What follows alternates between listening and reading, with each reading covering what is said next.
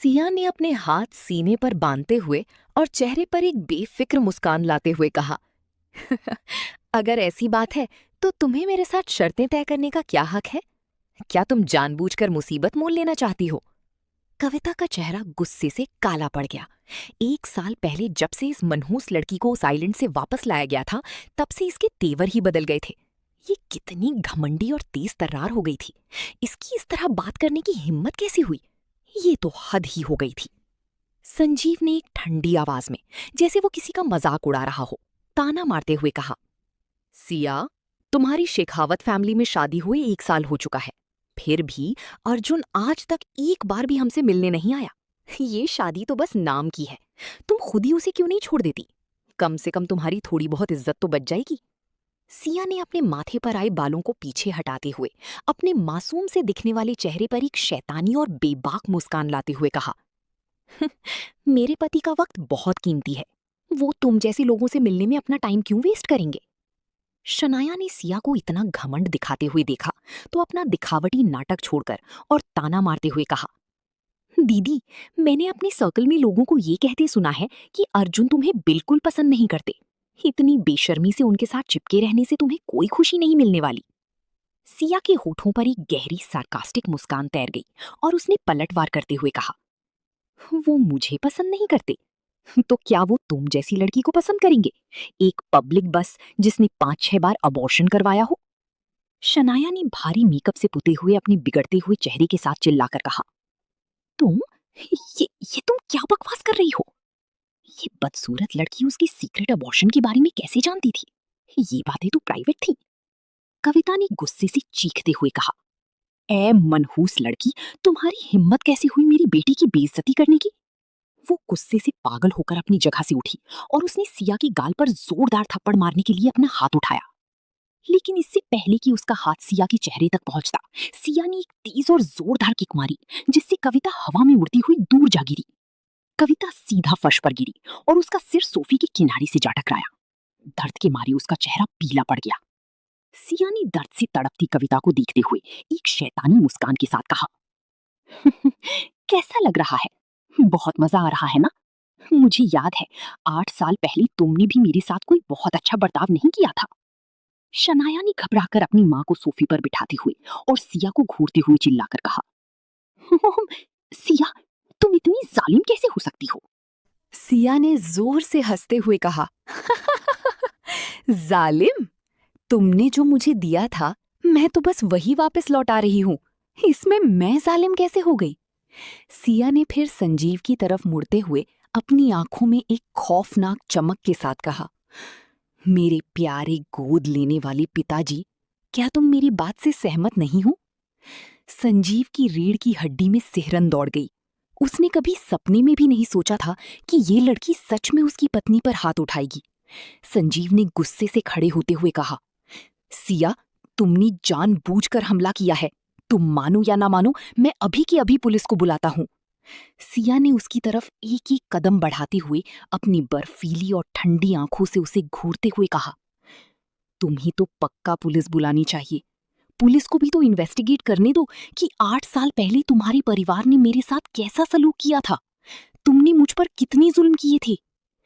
सिया को अपनी तरफ बढ़ता देख संजीव घबरा गया और दरवाजे की तरफ मुंह करके चिल्लाया, बटलर, अभी के अभी बॉडीगार्ड्स को अंदर बुलाओ, इस मनहूस लड़की को मजा चखाओ। तभी बटलर हड़बड़ाते हुए कमरे में भागकर आया और हांफते हुए बोला, sir, Arjun sir, Shekhawat family के अर्जुन सर यहाँ आ गए हैं। संजीव ने गुस्से से लाल चेहरा लिए झल्लाते हुए कहा, मैंने तुमसे बॉडीगार्ड्स को बुलाने के लिए कहा था, क्या तुम्हें सुनाई नहीं दिया? अगली ही पल दरवाजे से एक बेहद ठंडी और गहरी आवाज गूंजी, मुझे नहीं पता था कि मेरे ससुर जी मेरी पत्नी के साथ अक्सर ऐसा ही बर्ताव करते हैं। अपनी पीछे से आती उस ठंडी और भारी आवाज को सुनकर सिया की आंखों में हैरानी चमक उठी। उसका पति, जिससे वो अपनी 1 साल की शादी में मुश्किल से ही मिली थी, अचानक यहाँ क्या कर रहा था? बिना ज्यादा सोचे सिया का छरहरा बदन अचानक फर्श पर गिर पड़ा। उसकी आंखों का वो तेज गुस्सा पल भर में खौफ में बदल गया। सिया ने कांपते हुए और अपने सिर को हाथों से बचाते हुए डरी हुई आवाज में कहा, डैड, प्लीज मुझे मत मारिए, मैं आगे से कभी ऐसी हिम्मत नहीं करूंगी। डैड प्लीज मुझे मत मारिए। संजीव तो हक्का बक्का रह गया। सिया, जो अभी अभी इतनी घमंडी और आक्रामक हो रही थी, उसने अचानक अपना रूप बदल लिया था। वो पूरी तरह से कंफ्यूज हो गया। अभी तो इसी ने उन पर हमला किया था और अब ये बेचारी विक्टिम होने का नाटक कर रही है। सिया ने सिसकते हुए और लिविंग रूम में एंट्री ले रहे उस आदमी की तरफ बड़ी ही दयनीय नजरों से देखते हुए कहा, सुनिए, आपको मेरी मदद करनी होगी। अर्जुन के आते ही कमरे का तापमान जैसे कई डिग्री नीचे गिर गया। वो एक बेहद कैजुअल लेकिन शानदार और रौबदार अंदाज में चल रहा था। उसके नैन नक्श इतने तीखे थे मानो किसी मास्टर आर्टिस्ट ने उन्हें तराशा हो, इतने परफेक्ट कि कोई भी अपनी नजरें नहीं हटा सकता था। अर्जुन ने कमरे में मौजूद सभी लोगों को देखा और आखिरकार उसकी गहरी स्याह आंखें सिया की आंसुओं से भरी आंखों से टकराईं। सिया को उसकी नजरों में एक अजीब सा खतरा महसूस हुआ। एक सेकंड, ये आंखें, ये इतनी जानी पहचानी क्यों लग रही हैं? 1 घंटे पहले जिस रहस्यमयी नकाबपोश आदमी को वो चकमा देकर आई थी, उसकी शक्ल सिया के दिमाग में कौंध गई। उसकी धड़कनें तेज हो गईं। ये दोनों इतने एक जैसे क्यों दिखते हैं? क्या ये दोनों एक ही इंसान हो सकते हैं?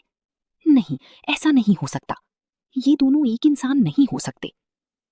संजीव आखिरकार अपने होश में आया और हड़बड़ाते हुए सफाई देने के लिए आगे बढ़ा। हड़बड़ाहट। अर्जुन, जैसा दिख रहा है वैसा बिल्कुल नहीं है। सिया ने अभी अभी मेरी बेटी को गालियां दी और मेरी पत्नी पर हाथ उठाया, यहाँ तक कि वो मुझे भी जान से मारना चाहती थी। ये औरत बहुत ही बदतमीज और बागी है। ये तुम्हारी पत्नी बनने के लायक नहीं है। अर्जुन ने संजीव की तरफ पलटकर देखा भी नहीं। वो सीधा चलकर सिया के पास गया। उस हैंडसम आदमी को अपने पास आता देख सिया के दिल की धड़कन तेज हो गई।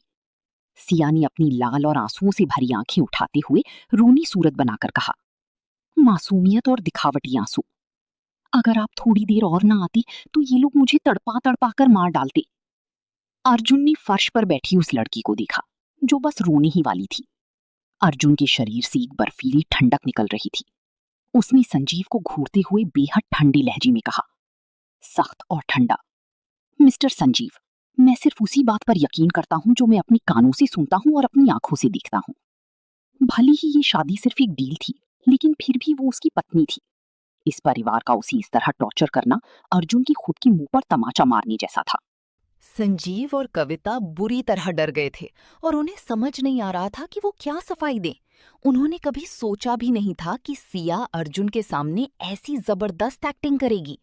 शनाया ने अपनी मीठी और बनावटी आवाज में दखल देते हुए कहा, अर्जुन, सच में ऐसा कुछ नहीं है। ये तो दीदी थीं जिन्होंने। सिया ने शनाया की बात काटते हुए और एक डरे हुए खरगोश की तरह अर्जुन का हाथ कसकर पकड़ते हुए कहा, मेरे डैड ने मुझे ये कहकर वापस बुलाया था कि उन्हें मुझसे कोई ज़रूरी बात करनी है, लेकिन जैसे ही मैं यहाँ आई ये लोग मुझे आपसे तलाक लेने के लिए फोर्स करने लगे। इन्होंने कहा कि अगर मैंने ऐसा नहीं किया तो ये मुझे पीट पीट कर जान से मार देंगे। सुबक सुबक। अर्जुन की आंखें सर्दियों की बर्फ की तरह ठंडी हो गईं। उसने संजीव की तरफ मुड़ते हुए एक खौफनाक मुस्कान के साथ कहा, मुझे उम्मीद नहीं थी कि एक नेता होने के बावजूद मिस्टर संजीव में मेरी पत्नी के खिलाफ ही साजिश रचने की इतनी हिम्मत होगी। सिया दंग रह गई। क्या सूरज पश्चिम से निकल आया है? वो पति जिससे मैं 1 साल से नहीं मिली, वो आज मुझे प्रोटेक्ट कर रहा है। सिया ने अनजाने में ही अपने दाहिने गाल को छुआ और मन ही मन सोचा, क्या इसे मेरा ये बदसूरत दाग घिनौना नहीं लगता? शनाया ने हिम्मत जुटाकर अर्जुन के थोड़ा और करीब आते हुए कहा, अर्जुन, ये सब सिर्फ इसी की मनगढ़ंत कहानी है। सच तो ये है कि एक ऐसा सीक्रेट है जो हम काफी समय से तुम्हें बताना चाहते थे। हम तो बस दीदी की इज्जत बचाना चाहते थे, लेकिन चूंकि अब इन्होंने मेरे मम्मी पापा पर हाथ उठा ही दिया है तो अब कुछ भी छिपाने का कोई फायदा नहीं। अर्जुन ने बिना कोई एक्सप्रेशन दिए बिल्कुल शांत आवाज में कहा, ओ, तो फिर बताओ मुझे, ऐसी कौन सी बात है जो मेरी पत्नी मुझसे छिपा रही है? अर्जुन की आवाज ना तो ठंडी थी और ना ही गर्म, बिल्कुल सपाट थी, जिससे उसके चेहरे पर कोई भी इमोशन पढ़ पाना नामुमकिन था।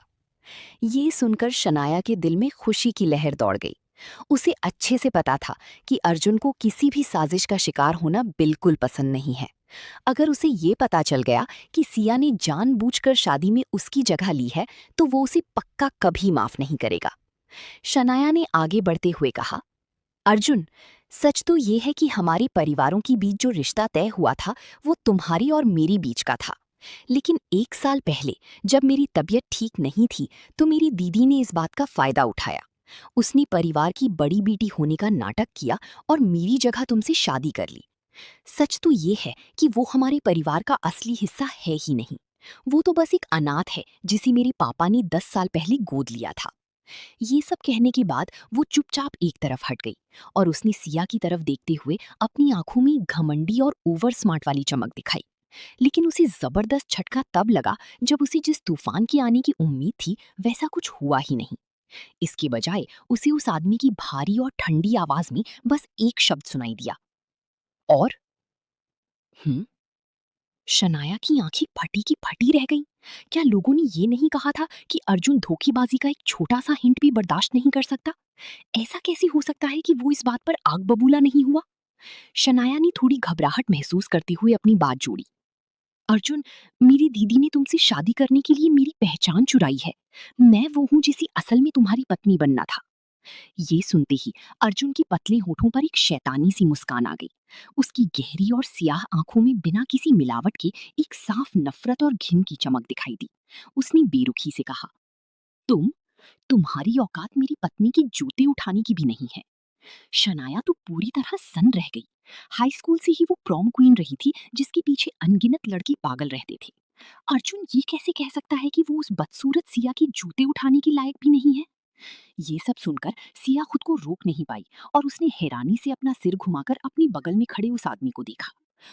ये मेरे परिवार के सामने ऐसा बर्ताव क्यों कर रहा है, जैसे इसे मेरी बहुत फिक्र हो?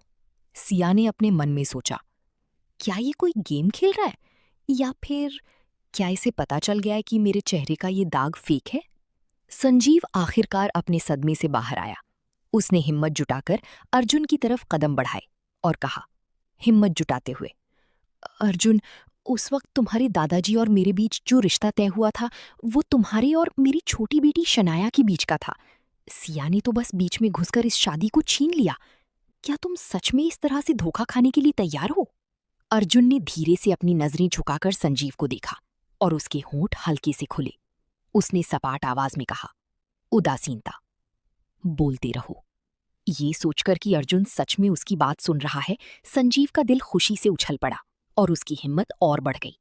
उसने अपनी बात को आगे बढ़ाते हुए कहा, उत्साह, तुम शेखावत ग्रुप की इकलौते वारिस हो।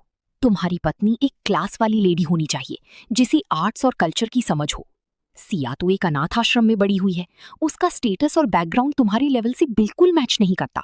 उसे पब्लिक में साथ लेकर जाने से सिर्फ शेखावत फैमिली के नाम की बेइज्जती होगी। अर्जुन ने बिल्कुल ठंडी लहजे में पूछा, भयानक ठंडक और तिरस्कार। तो तुम्हारे कहने का मतलब ये है कि मैं सिया को तलाक दे दूं और तुम्हारी बेटी शनाया से शादी कर लूं? उसकी आंखें संजीव को एक गहरी नफरत और तिरस्कार के साथ स्कैन कर रही थीं। संजीव को लगा कि वो लगभग अपने मकसद में कामयाब हो गया है। उसने तुरंत अर्जुन की दादाजी की बात बीच में ला दी। उसने चापलूसी करते हुए कहा, मुझे पता है कि तुम एक बहुत ही आज्ञाकारी पोते हो। तुम्हारे दादाजी की आखिरी इच्छा यही थी कि तुम मेरी छोटी बेटी से शादी करो। इससे पहले कि वो अपनी बात पूरी कर पाता, अर्जुन ने अचानक अपना लंबा पैर उठाया और एक बेहद जोरदार और बेरहम किक दी मारी। संजीव ने सपने में भी इस मूव की उम्मीद नहीं की थी। वो संभल ही नहीं पाया और हवा में उड़ता हुआ पीछे जा गिरा। अर्जुन ने फर्श पर पड़े उस आदमी को खौफनाक और बर्फीली नजरों से घूरते हुए कहा, मिस्टर संजीव, ये मत सोचना कि मुझे पता नहीं है कि तुम्हारा परिवार किस तरह की घटिया साजिशें रच रहा है। तुम्हारे परिवार को बहुत अच्छे से पता है कि 1 साल पहले सिया ने मुझसे शादी क्यों की थी। मैं तुम्हें वार्निंग दे रहा हूं। बेहतर होगा कि तुम लोग मुझे उकसाने की कोशिश मत करो, वरना मैं तुम्हारे पूरे परिवार को इस देश के नक्शे से गायब कर दूंगा। इतना कहने के बाद वो बेहद हैंडसम और डार्क ऑरा वाला आदमी ठंडेपन से पलटा और बिना एक पल गवाए दरवाजे की तरफ चल दिया। सिया वहीं की वहीं हैरान खड़ी रह गई। इतनी जल्दी शो खत्म हो गया? क्या ये सच में जा रहा है? वो अभी ये सोच ही रही थी कि अर्जुन अचानक रुका और उसने पलटकर सिया की तरफ देखा। उसने ताना मारते हुए कहा, तुम आ रही हो या तुम्हारा यहीं रुककर न्यू ईयर मनाने का इरादा है? अपने होश में वापस आते हुए सिया ने उस बुरी तरह पिटे हुए तीनों लोगों के परिवार पर एक तेज नजर डाली और तुरंत आगे की तरफ भागी। उसने अर्जुन का हाथ कसकर पकड़ लिया और एक बनावटी मिठास के साथ बोली, सुनिए, मुझे पता था कि आप मेरे लिए सबसे बेस्ट हैं। I love you so much. Arjun ने अपने हाथ को जकड़े हुए उन नाजुक उंगलियों की तरफ देखा और उसकी गहरी आईब्रो थोड़ी सी सिकुड़ गई। उसे ऐसा क्यों लग रहा था कि उसके सामने खड़ी ये औरत उस लड़की से बहुत अजीब तरीके से मिलती जुलती है जिसे वो इतने टाइम से ढूंढ रहा है। लेकिन फिर सिया के चेहरे पर उस बदसूरत दाग को देखते ही उसने तुरंत अपने दिमाग से इस ख्याल को निकाल बाहर कर दिया।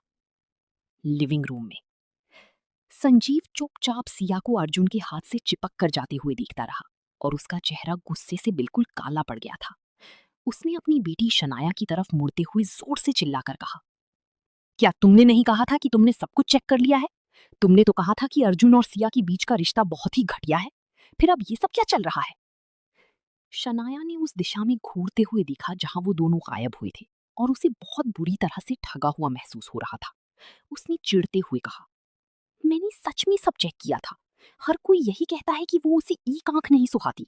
किसे पता था कि मामला ऐसा उल्टा पड़ जाएगा? उसे सच में कुछ समझ नहीं आ रहा था। जब अर्जुन अंधा नहीं था तो वो उसकी जैसी खूबसूरत लड़की को इग्नोर करके एक ऐसी बदसूरत लड़की को क्यों चुनेगा जिसके चेहरे पर इतना भयानक दाग है?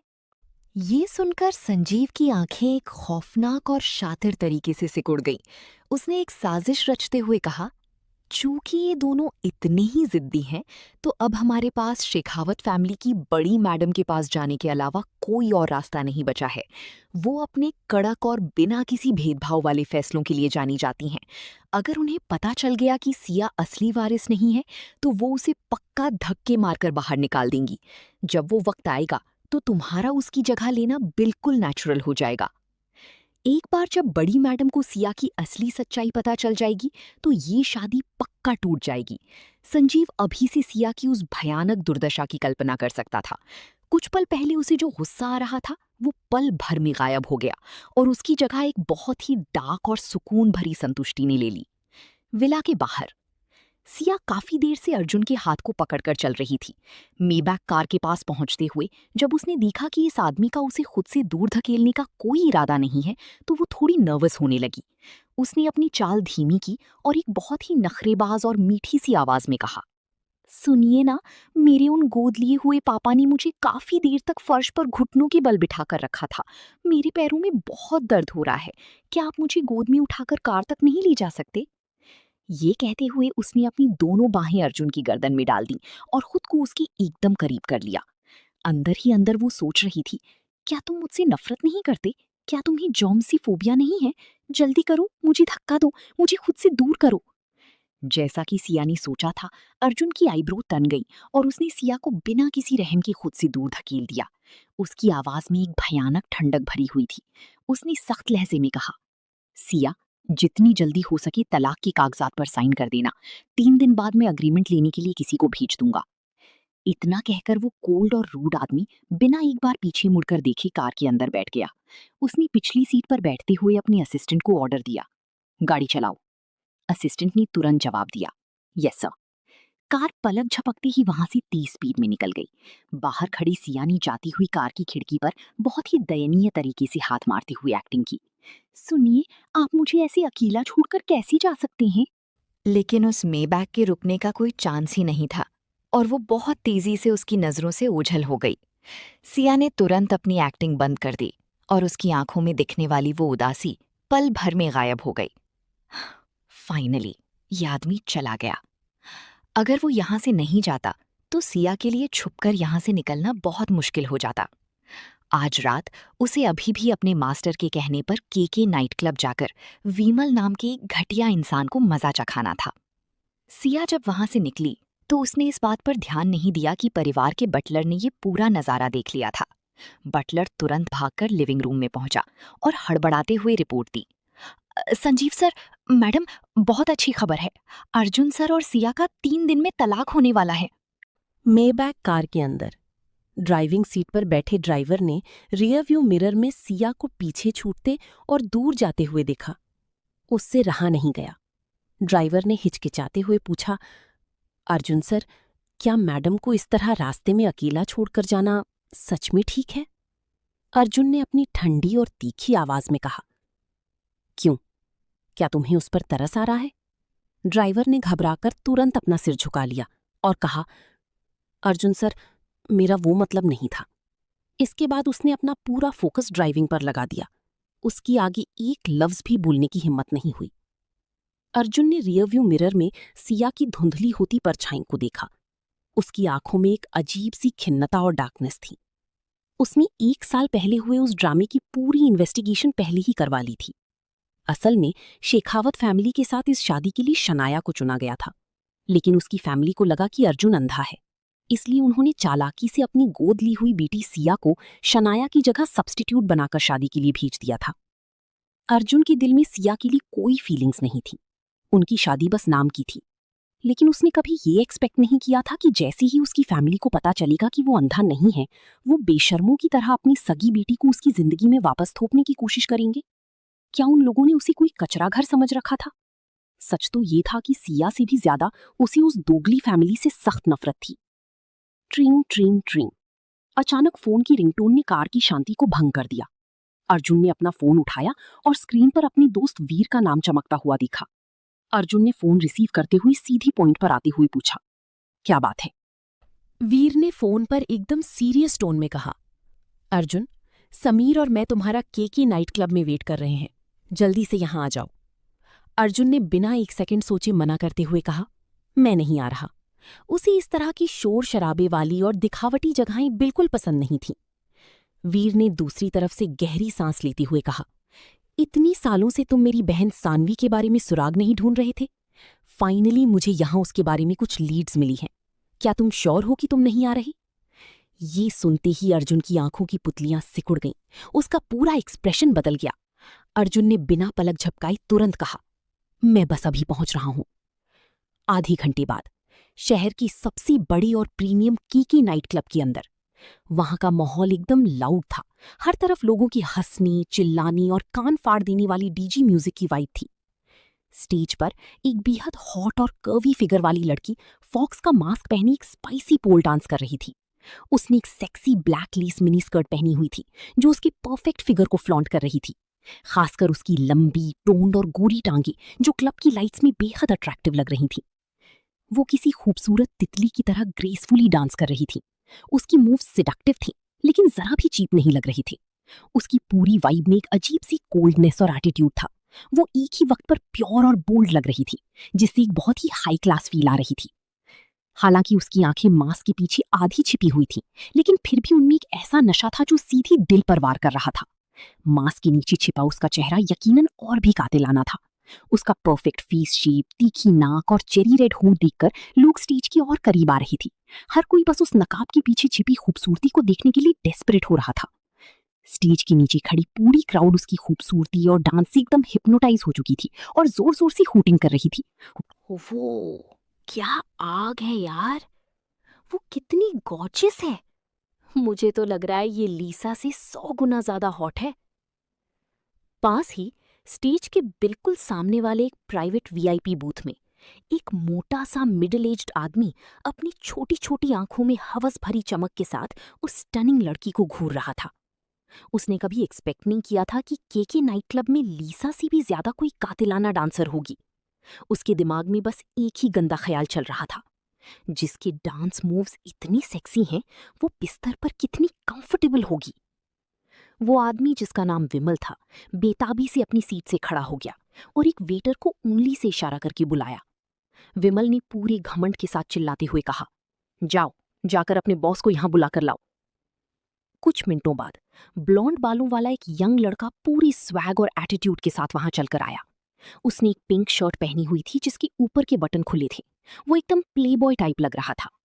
हालांकि वो दिखने में थोड़ा छिछोरा लग रहा था, लेकिन उसकी वाइब साफ बता रही थी कि वो उतना सीधा नहीं है जितना दिखता है। मयंक चलते हुए विमल के पास पहुंचा।